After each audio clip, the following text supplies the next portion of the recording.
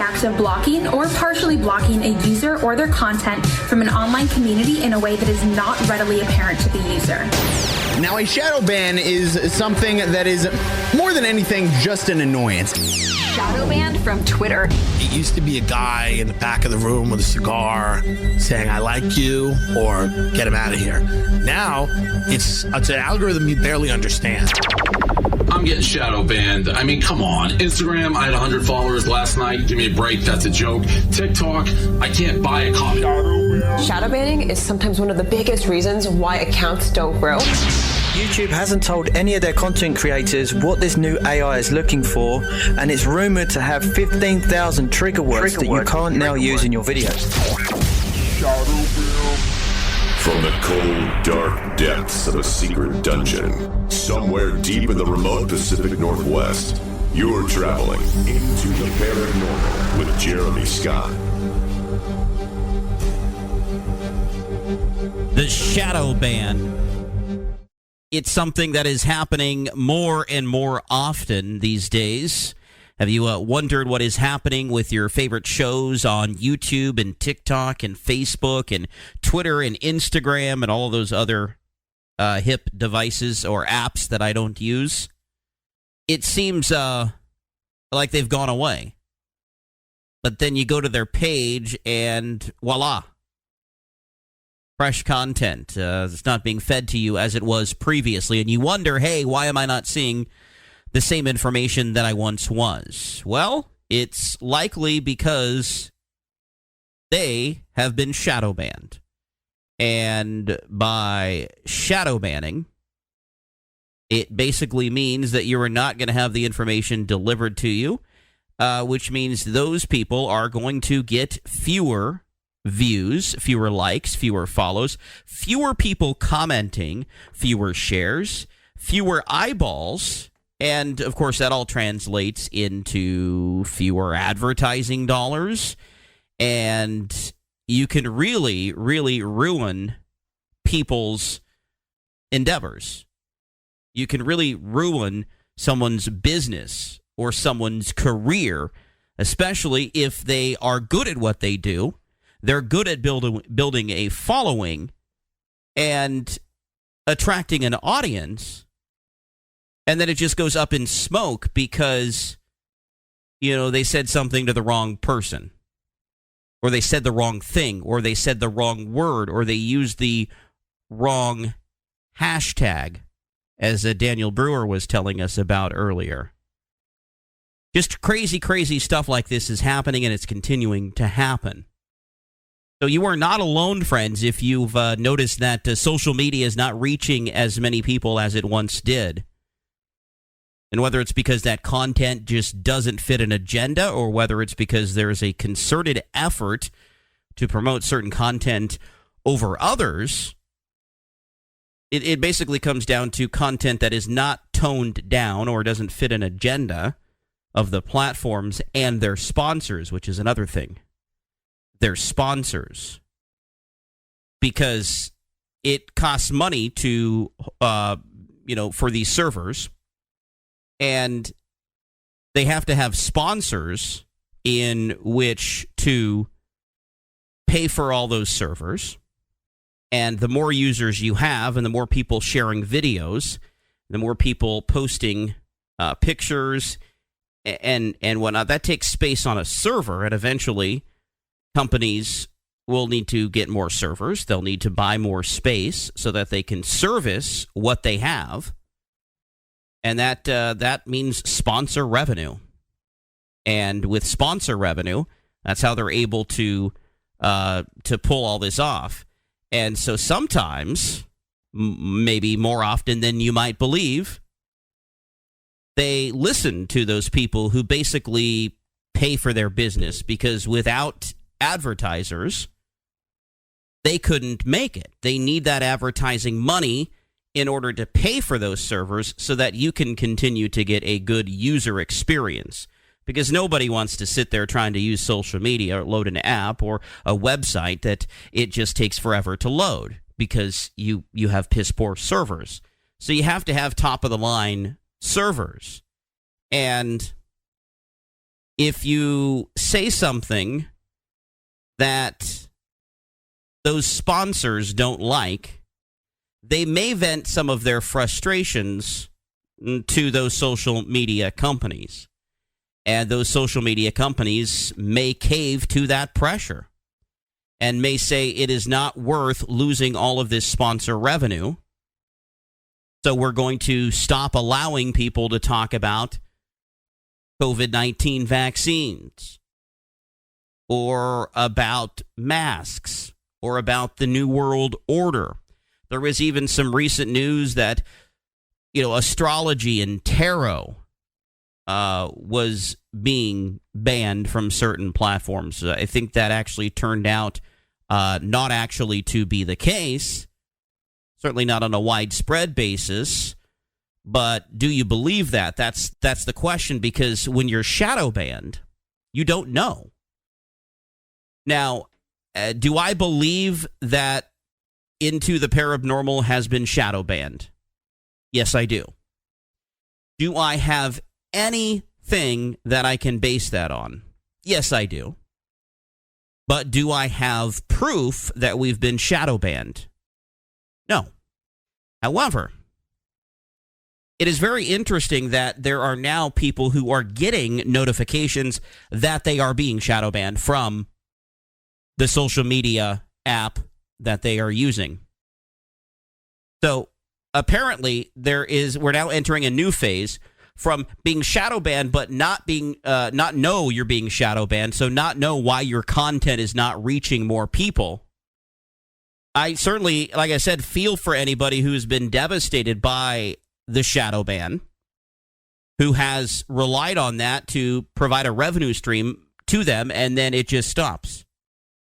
But fortunately for us, our social media views are only a fraction of the ears that hear the program, because we are heard through a variety of platforms, and they are all, each and every one of them, vital to this show. However, the shadow ban has impacted far too many who rely on that reach to make their money, to keep their ventures going. And that is when it really gets serious. Because for those who do things as a hobby, or for the fun of it, or just because they enjoy doing it, but they don't want to spend a lot of money on it. It's something fun for them to do. And then there's the people who rely on that. And it's something that people, dedicate hours, in fact, days to. Some people plan, their videos far out, others don't. And then when it doesn't reach as many people as it used to, it certainly makes you wonder what is going on behind the scenes at these social media companies, or I propose to you that it may even be higher than that. And what do I mean? Well, recently, social media came under fire, got the attention of Washington, and we started to see some of these heads of social media companies have to, basically go under oath and answer questions. It is becoming part of society. It's definitely consuming society, I would say. And there's got to be somebody higher than that. It's not just sponsors, but maybe bureaus of our government who may be telling these social media companies what to allow, what not to allow, who to go after, who to leave alone.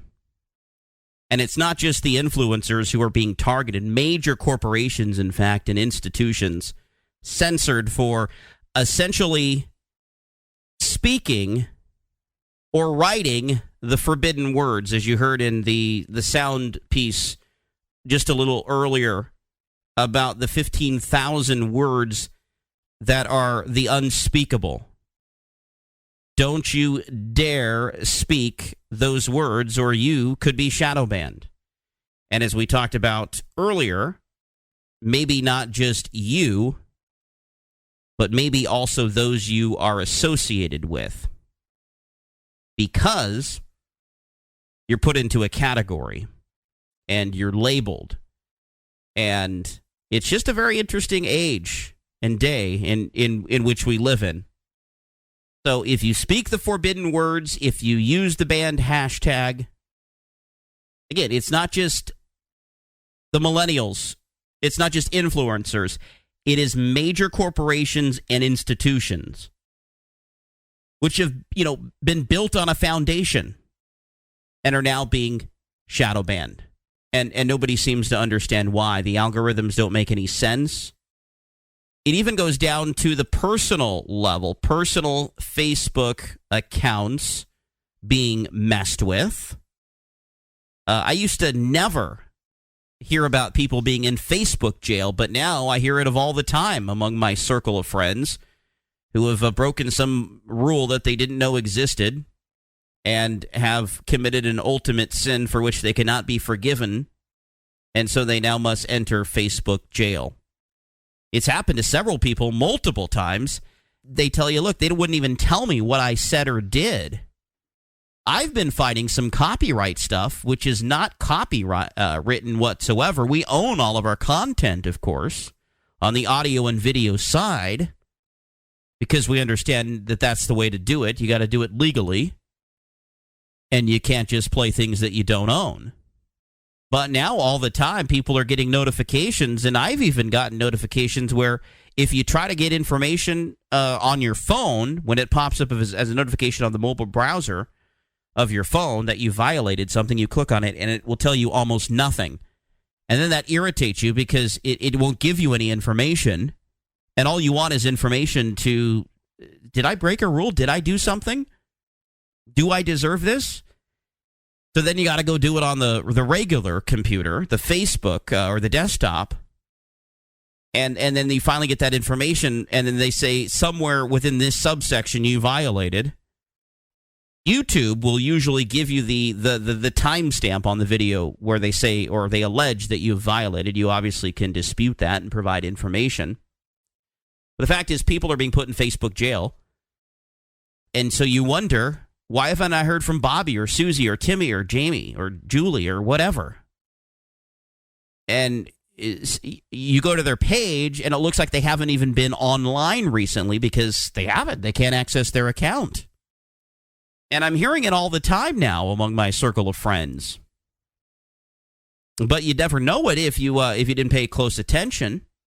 If you didn't go wondering, hey, why am I not hearing from that person? Or why am I not seeing content from this page or that page? So we have to do shows like this where we bring light to the darkness and where we expose some of the stuff that's going on. Because it is happening in secret, and it's happening to people who aren't even aware that it is happening to them. And so they just continue to go about, doing business the way they've done business, and it's all for naught because of the fact that no matter how much work they put into it, it's still going to reach about the same 3 people that it has been, and certainly it is not being applied equitably as well. Even similarly themed channels, people with similar ideologies, similar political leniencies or religious beliefs. One successful and the other's not. It's basically a situation of picking winners and losers or favorites. Here's what I was talking about earlier. Last week, users on TikTok say they got a notification about being shadow banned and that they could not post any content. It said that shadow banned content would get fewer likes and views than normal. It told him that. Gave him a notification, said, your content is being shadow banned. We're outright telling you something that's not supposed to exist, right? It's the secret or the forbidden words that you're not supposed to say, shadow ban. And this is proving a point tonight, the show on shadow ban, how much we've been shadow banned. Which was another reason I wanted to do the show. And then you're not able to post content, so then other people wonder what's going on with you. But it also told them that their shadow ban content was going to flat out get fewer likes and views, so they were not going to distribute it to as many people, which means fewer people being exposed to it. It's pretty obvious you're going to get fewer likes you're going to get fewer shares. You're going to get fewer comments. Social media companies now are actually admitting to shadow banning. And as for recourse, that's laughable. Yeah, expect no recourse. Just expect that you'll get fewer views on subsequent videos and posts, and you might have to look at alternate methods for distributing your content. And we're continuing to look at alternate methods in which to distribute our content, because it is so inconsistent on what is acceptable versus not across all the platforms, because they are not all owned by the same company. They can't all agree. They allow certain things on one platform, not on others, even those that are owned by the same entity. And they certainly don't make all their rules public. They don't tell you what not to hashtag, what not to write in the title of your post or your video. So you may be thinking, well, is this really a big deal? I mean, these are just people who just have fun on social media, on the internet, and it doesn't really mean anything. Well, that's your opinion, and you can go back to watching TV or listening to the radio or whatever it is you choose to do. The fact is, there are so many voices that never get on those channels because they are not big enough, they are not loud enough. They don't get the exposure, so they don't even get on the radar. And like I said, it is picking winners and losers. It is picking who to promote and who not to. And you're left constantly wondering, who are they going to kick off today or tomorrow, next month, next year? And just because somebody or some group of somebodies doesn't like what you have to say. Affecting podcasts, or people are giving networks and streaming platforms ultimatums such as like Neil Young, me or the highway. You got to pick me or you got to pick Joe Rogan. But you can't have both. How'd that work out? I think he actually came back because he realized how many views he was losing. I mean, I don't know why, but I did hear that he's back. So it must not be too bad, right? I mean, I don't think Joe Rogan changed his stance overnight. And sponsors are calling the shots, much like I talked about earlier, for these networks and streaming platforms. Corporate politics certainly are running the show these days.